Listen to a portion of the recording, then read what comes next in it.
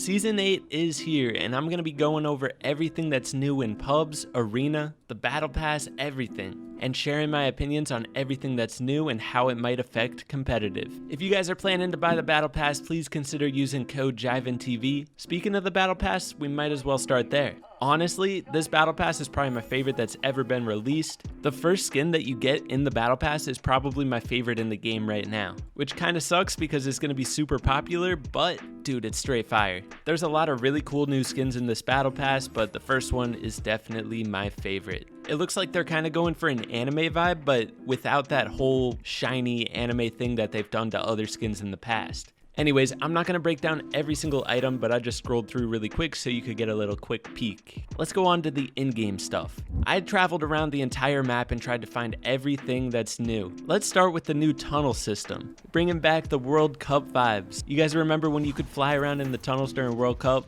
That's what we got going on here, which I think is absolutely fire. All of those orange crash spots that you see on the map, that's where these tunnels are found. A lot of competitive players were saying the map needs more loot, the map needs more POIs to land at, and when they saw the new map and how there were no changes to POIs, they freaked out and a lot of people said they're quitting. But I figured, and I was right, all of these spots with these tunnels have tons of loot. So basically each of these spots is like the equivalent of a new POI. So there's a lot more loot on the map, and honestly that's a really good update. Sure, we would have liked to see some new spots, some POI changes, but at least they fixed the loot and we have a lot more to work with here. Now at these spots with tunnels, there's also cubes on the ground. These turn you into a shadow, you can teleport through walls, and if you hit a launch pad or a spire tower, dude, you go flying across the map. So this is a really good way to traverse a really far zone. If you rotate to one of these spots, just eat a shadow stone, fly across the map, and yeah, you're chilling. Something to note is that if you do the phase trick while you're flying in the air off a spire tower, it'll slow you down. So if you start to go too far, you start to fly out the zone, just do that,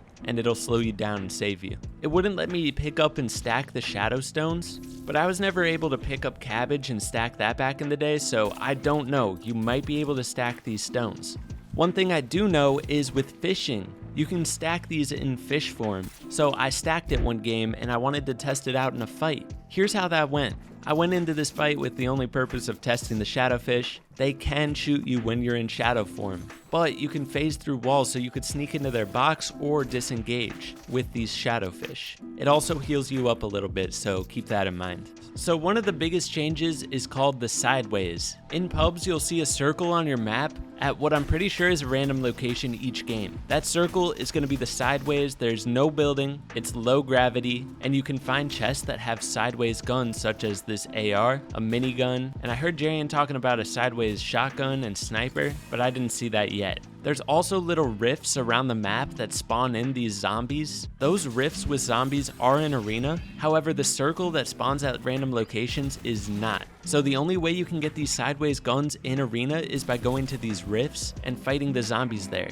You can also collect currency which upgrades these sideways guns. These guns aren't bad, they're gonna take getting used to, but I think they have potential. Next up, we got crash pads that spawn around the map. You can't stack crash pads, but they're there for you. If you hit a crash pad while carrying a chicken, boom, you go flying.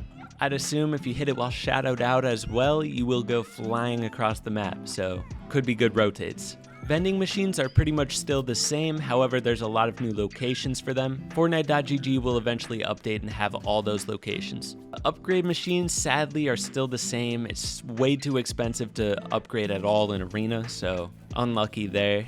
Most of the NPCs are taken out. I'm having trouble finding hardly any at all, but I haven't had much of a chance to explore in arena yet. When I was in Battle Labs, I did find some at Dirty Docks, but not at Sweaty. Gotta do a bit more exploring on the NPC game. And then the only other map change that I saw is that there's these little outbases scattered around the map. I don't even know what to call them. They're like the henchman spots. Some of them have henchman chests, but you could add that to your loot path and just have a little extra loot on the way. Also, you can find those really nice cars at each of those spots, so that's some fire rotates right there. That's the main thing I noticed with this new season is that there's so much more rotation. The only sad part is that cows are taken out. I love the cows, man. Why?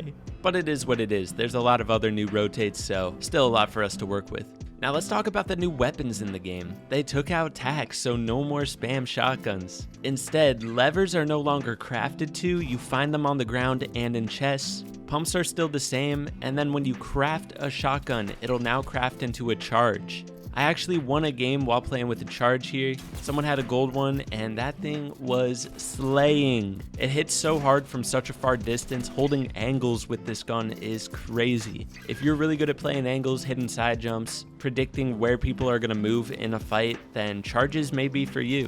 However, if you're a very fast player and like to get up close quick shots and quick wall resets, lever may be for you. And then if you've just always used a pump, you know what to do.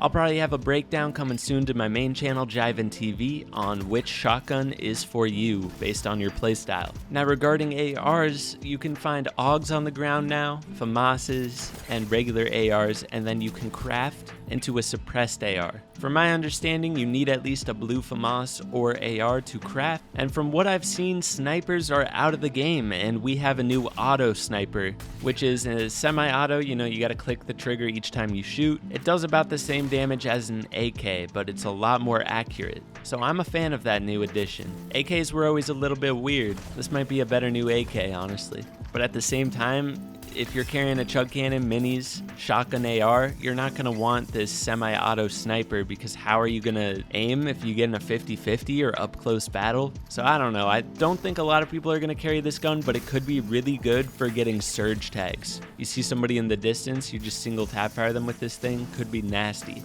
Another exciting thing that is back in the game is the harpoon. We all missed the harpoon when they took it out. Getting in refreshes in late game is going to be much easier once again. This is a huge thing to carry in solos, 100%. Just a few more things. Launch pads are still in the game. Chest spawn rate is not 100% still, but there is more loot on the map, so. And now last thing with in-game is llamas are still the same, except for the fact that they're easier to farm. If you shoot a llama that's running away, the llama will trip, and it makes it easier to catch up. So if you see a llama in the distance, you might still be able to get it. Beautiful little addition right there. So now real quick, I'm going to talk about tournaments and arena points. Solo arena points are still the same. I'm not the most happy about that, simply because I was kind of hoping they would make it more placement based, so then people would have more incentive to play for endgame and it'd be a little more stacked, but it's going to be the same W key fest we've always had. In trios and duos, you get 15 points for kill with a total of 135 placement points. So still very, very W key based. However, from what I've heard is that Epic is making a D-rank system. So that means if you get to champs and you fall back to Division 7, you're gonna get D-ranked, which might just make people play a little bit more serious and make it harder to get to champs, but I still feel it's just gonna be too easy for most people. We'll see if they change the arena point system a little bit more, because we do have a competitive preseason. Now regarding actual competitive tournaments, this was leaked a while back, but I'll say it real quick. Tournaments are going to be pretty much the same. FNCS qualifiers are only 2 weeks instead of 3 now. If you want a full breakdown of how FNCS is going to work, it's really complicated. I don't want to go into too much detail in this video, but Aussie Antics has a great video explaining it all. One really fun addition that they're doing this season is there's going to be duo hype cups, which I'm pretty hyped about. Even though it's just for hype, I feel like it's going to bring a lot of people out because we don't have too much duo action. The only duo events are skin cups, which will still be a thing, and then also duo DreamHack, which is only once per season. That's going to be pretty soon. It's October 7th through 10th.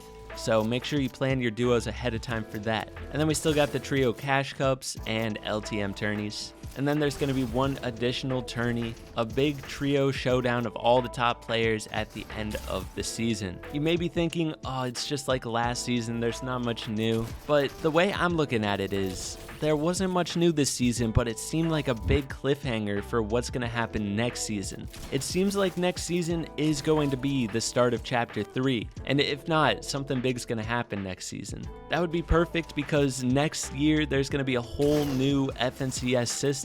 Could be duos, could be solos, maybe they'll do trios again, hopefully not. But if I'm correct, that means one more season of all this before we finally get the change we've all been longing for. And honestly, this season itself isn't even that bad. We have so much new stuff, lots of cool new features on the map, lots of new movement. So I, for one, am not upset with this season. However, I'm not that picky, so you can make your own judgments. Anyways, guys, hopefully you enjoyed this video. Just an FYI, I'll be posting a lot of new stuff on this page and my main channel, JivanTV, about the new meta, how to fight with new guns, and then just keeping up all the helpful tutorials. If I helped you improve last season, please consider using code JivanTV on the Battle Pass. It helps me out a ton. And don't forget to hit that like button and sub if you're new. I'll catch you guys in the next one. Peace.